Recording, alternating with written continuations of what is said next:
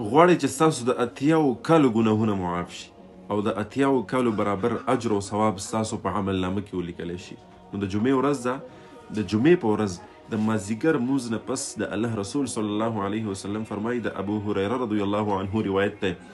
چې د جمعې په ورځ باندې د مازدیګر مونځ نه پس چې یو انسان کینی او دغه مختصر درود 80 کرتی وي، نو الله جل شانه به د 80 کالو ګناهونه معاف کړي، د 80 کالو برابر اجر او ثواب به د په عمل نامه کې ولیکل شي. سوچ کوئ 80 کاله د چا زندگی ده، بیا 80 کاله ګناهونه به څوک مسلسل کوي، الله دې مونږ وساتي،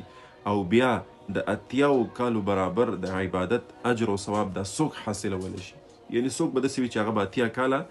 نیک عملونه وکړي او عبادت به وکړي. خو که چېرته موږ او تاسو د جمعې په ورځ د مازدیګر مونځ نه پس دغه مختصر عمل وکړو، نو الله جل شانه راته پې دومره اجر راکوي. راځئ